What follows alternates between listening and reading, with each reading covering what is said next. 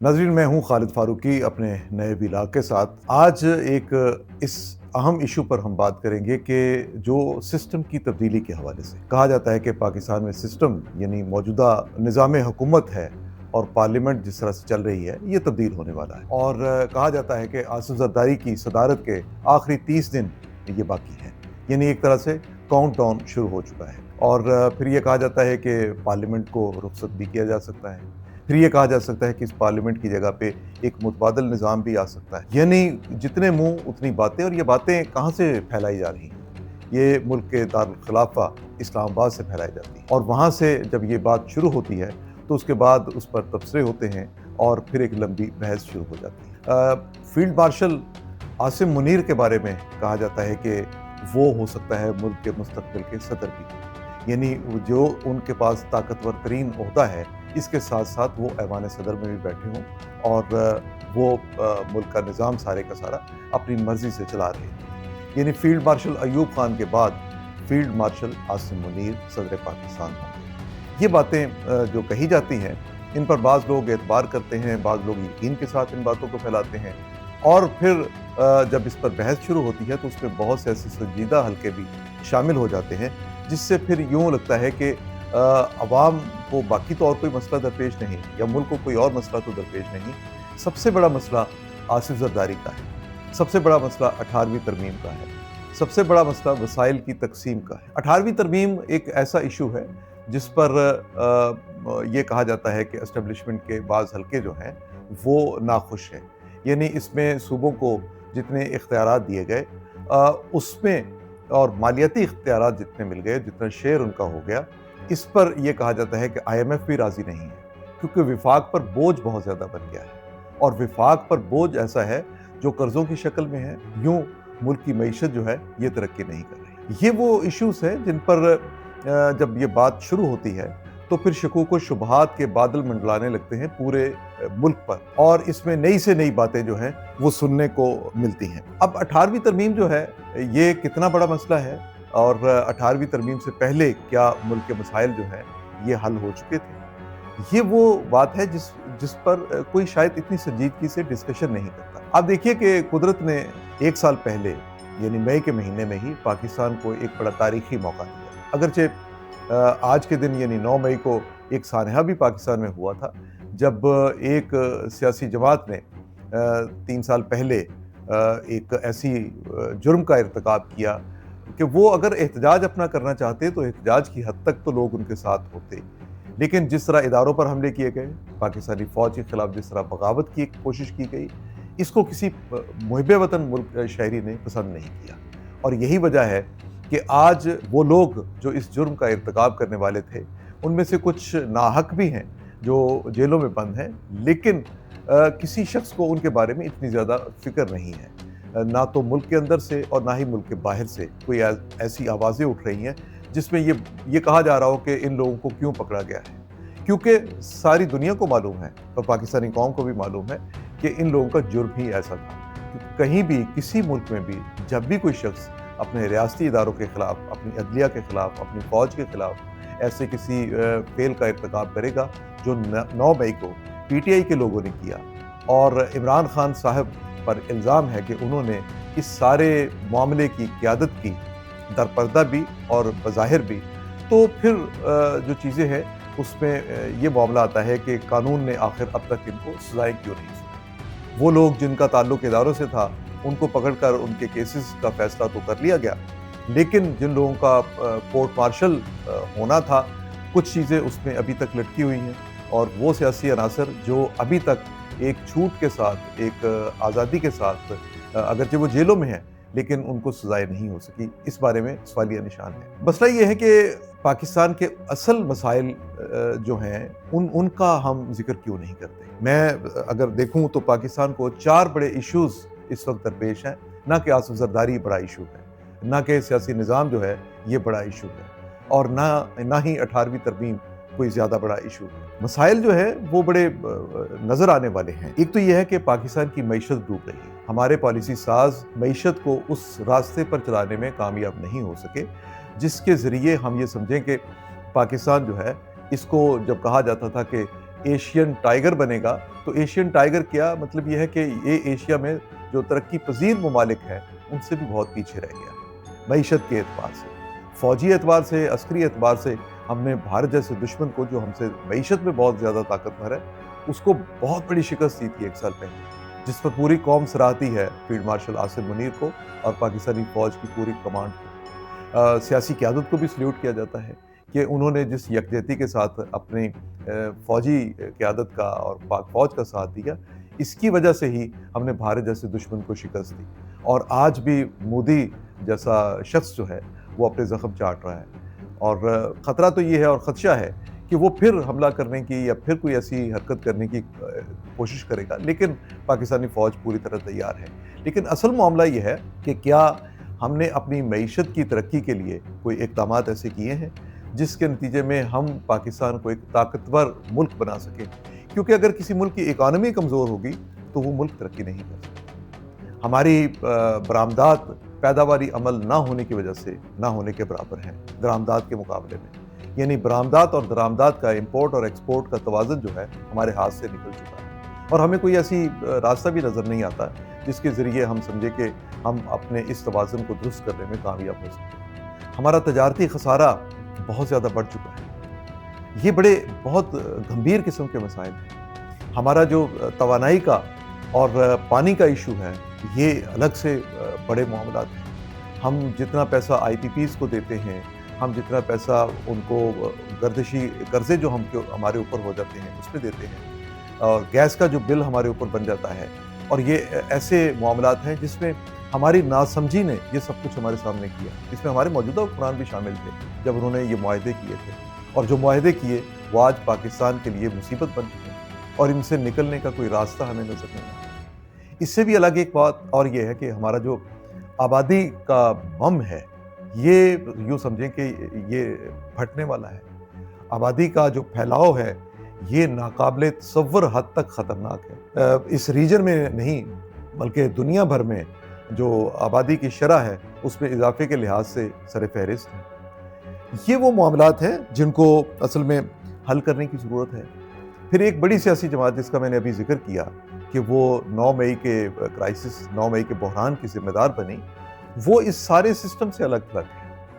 اس سیاسی جماعت کے وہ لوگ جو کہ ملک کے موجودہ سیاسی دھارے میں آنا چاہتے ہیں، ان کو سیاسی دھارے میں لانے کی کامیاب کوشش نہیں کی جا رہی، یہ بھی ایک الگ سے بڑا ایشو ہے۔ اگرچہ یہ تمام چاروں معاملات ایسے ہیں جن پر ہم الگ الگ پروگرام کر سکتے ہیں، لیکن تھوڑا سا اس کا اگر ہم آج کی گفتگو میں جائزہ لیں تو ہمیں بہت ساری چیزیں واضح ہوں۔ دیکھیے، جب تک کوئی ملک اپنے پیداوار کو، اپنی پروڈکشن کو بڑھاتا نہیں ہے، یہ ممکن ہی نہیں ہے کہ وہ کسی جگہ پہ مقابلہ کر سکے۔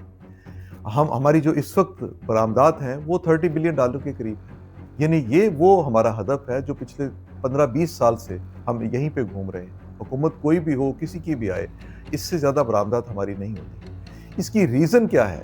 کبھی ہمارا کوئی وزیر خزانہ آتا ہے، کبھی ہمارے کوئی پالیسی ساز آتے ہیں، ہر کوئی آ کے اپنا چورن بیچتا ہے، ہر کوئی آ کے اپنی باتیں بتاتا ہے، لیکن بیسیکلی ہمارے پاس یا تو وہ سسٹم نہیں ہے، ہمارے پاس وہ حکمت عملی نہیں ہے، یا ہمارے وہ سکلز ہی نہیں ہیں جس کی وجہ سے ہم اپنے ملک میں ایسے پیداواری یونٹ لگا سکیں جہاں سے ہم ویلیو ایڈڈ چیزیں جو ہیں وہ ایکسپورٹ کریں اور ملک میں ڈالر آئیں۔ ہم نے اپنی ساری توجہ ترسیلات زر پر رکھی ہوئی ہے۔ ہم سمجھتے ہیں سعودیہ سے پاکستانی اتنے پیسے بھیج دیں گے، یو اے ای سے پاکستانی اتنے پیسے بھیج دیں گے، امریکہ اور یورپ سے جو پاکستانی وہاں پہ گئے ہوئے ہیں وہ اتنے پیسے بھیج دیں گے، لیکن کیا یہ مسئلے کا حل ہے؟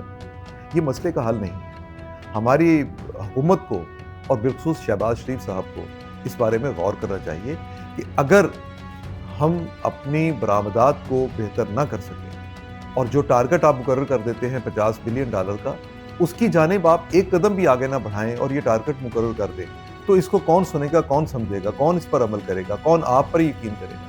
کوئی نہیں یقین کرے گا۔ اور اگر ملک کی معیشت جو ہے یہ اسی طرح ڈوبتی رہی، قرضوں کا بوجھ بڑھتا رہا، تو پھر یہ ذہن میں رکھیے کہ آپ نے جت مرضی کارنامے سر انجام دیے ہیں، عوام ان کو یاد نہیں رکھتے۔ عوام کو 2 وقت کی روٹی چاہیے۔ لوگ بھوک سے مر رہے ہیں، لوگ بے روزگاری کی وجہ سے اپنے گھروں میں بیٹھے ہوئے ہیں۔ نوجوانوں کی اتنی بڑی تعداد جو پاکستان میں آبادی کے تناسب سے کہا جاتا ہے کہ دنیا میں شاید واحد پاکستان ایک ایسا ملک ہے جہاں کوئی تقریباً ایک بڑی تعداد یوں سمجھ لے کہ 10 کروڑ کے قریب ایسے لوگ ہیں جو ینگسٹرز میں جن کا شمار ہوتا ہے، وہ لوگ بیٹھے ہوئے ہیں، لیکن ان میں روزگار کتنے لوگوں کے پاس ہے؟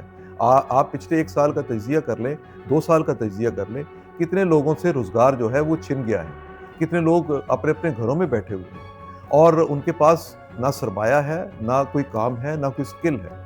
ہم نے کوئی اسکل کے لیے بھی کوئی ایسے پروگرام شروع نہیں ملک میں کیے۔ آئی ٹی کا ایک دور آیا ہے، لیکن اس میں بھی پاکستان اپنے دوسرے جو ہمسایہ ممالک ہیں، بھارت سے ہی سمجھ لیں کہ ہم کتنا پیچھے ہیں۔ ہمارا فاصلہ بھارت کا اور ہمارا فاصلہ کتنا زیادہ ہے۔ ہم کہاں بیٹھے ہوئے ہیں اور بھارت کہاں آگے نکل گیا، بنگلہ دیش کہاں آگے نکل گیا، چائنا کہاں آگے ہے۔ یہ ملک انہی حالات سے آگے بڑھے تھے۔ ہمارا آبادی والا جو ایشو ہے، اس پر بھی حکومت جو ہے وہ کوئی سوچ اس کی کوئی ایسی نہیں لگتی کہ جس پہ کام کیا جائے۔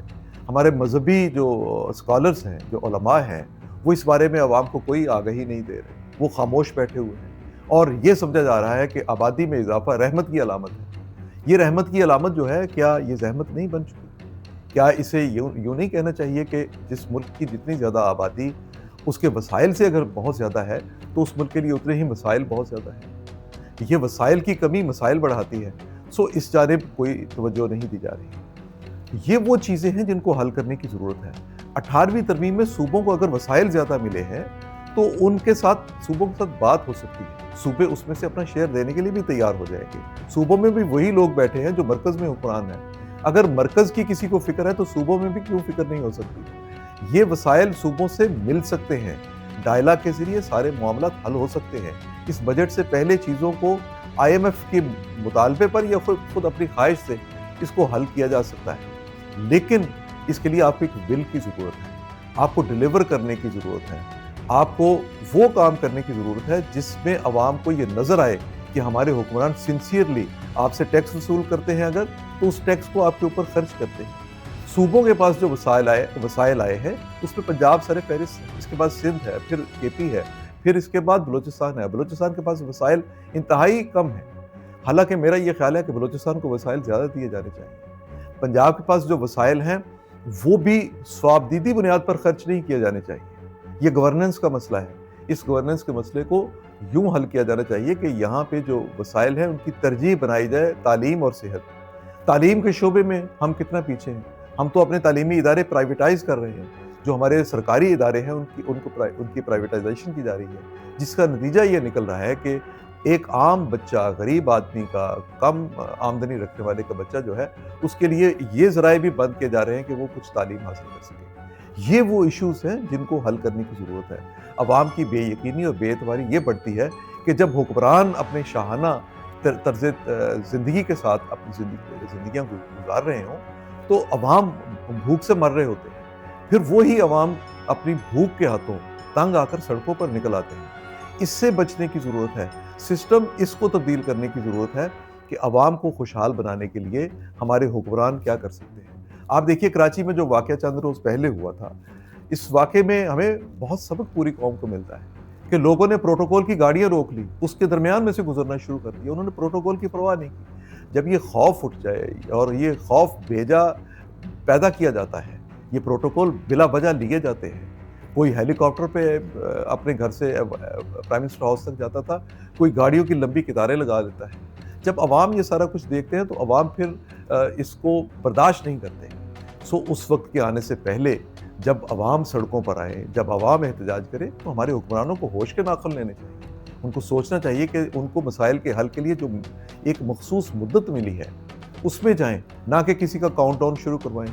ایک شخص کو آپ فارغ کر دیں گے، ایک پارلیمنٹ کو آپ فارغ کر دیں گے، کسی صوبے کی حکومت کو فارغ کر دیں گے، خواہ وہ پنجاب ہو یا سندھ ہو۔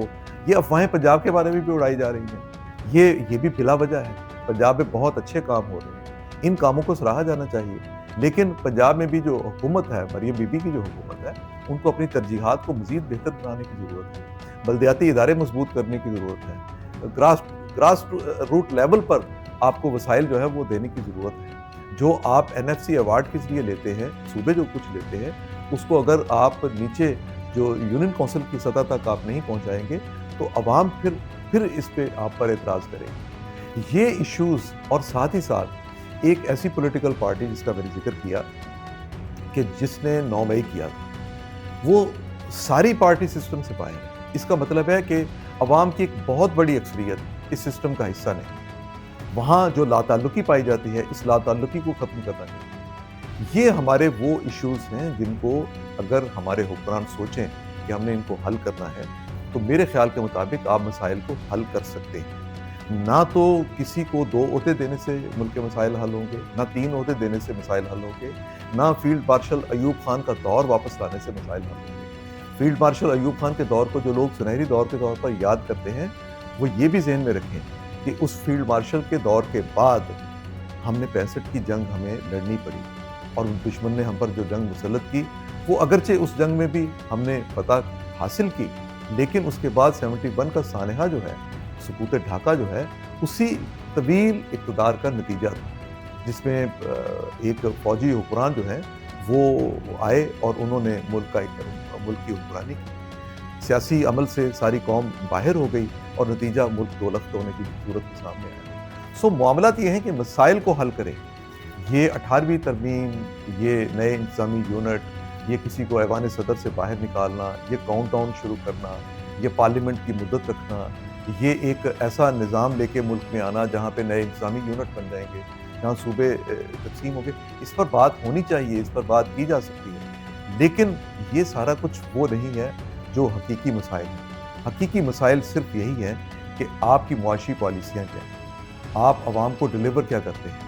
اگر آپ عوام کو ڈیلیور کرنے میں کامیاب ہو جائیں اور اپنی معاشی پالیسیاں درست کر لیں تو اس ملک میں یہ جتنی باتیں، جتنی افواہیں ہو رہی ہیں یا اڑائی جا رہی ہیں، ان سب کا کلا کما کیا جا سکتا ہے۔ آج کی ولاگ میں اتنا ہی، باقی اگلے پروگرام میں گفتگو